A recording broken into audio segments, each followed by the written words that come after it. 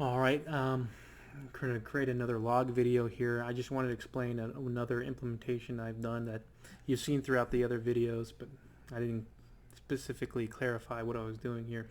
So and the way I'm designing Mono War is that there's going to be, from what I'm thinking right now, 3 phases, right?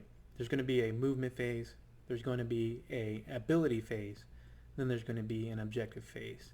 So when you're in the movement phase, um, whoever's turn it is makes a movement with one of their creatures.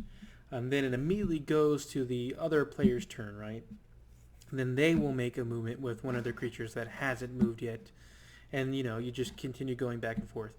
And then when you have no more creatures to move, or you're done moving, you'll click end your phase, end your movement phase.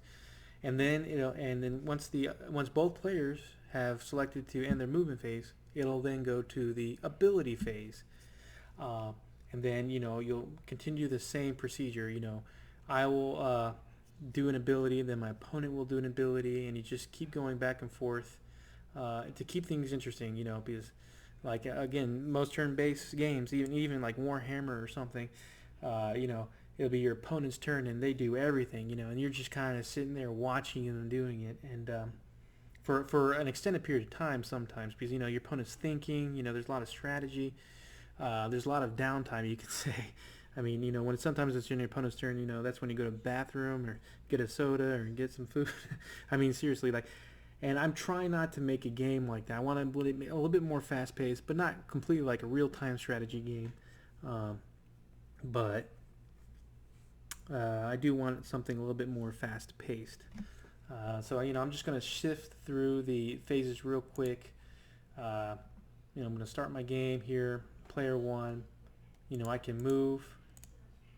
I moved, and then I'm going to completely end my movement phase. I don't care that I haven't moved him yet. So I'm done. So now I'm going to go to player 2. Oops, I'm sorry. See here.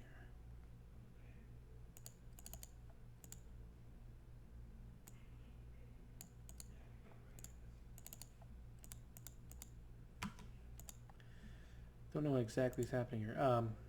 If I end my phase here, and then end my phase here, okay.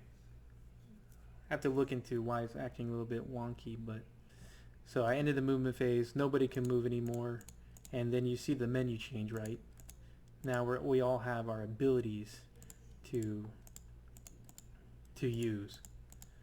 So on player 1, I'm saying, hey, what? I'm not going to do any abilities, so I'm done. Let's go to player 2 now. Player 2, I'm not going to use any abilities, so I'm done. So now it's the objective phase. I could try to grab objective. Player 1, nah, who cares. On player 2. And so once player 2 is ending their objective phase, a new round will begin, and it'll go straight to the movement phase. See, movement phase. And then I'm trying to still decide how I want this to... I'm trying to decide whose turn it should be on the subsequent movement phase, right, in the new round, right?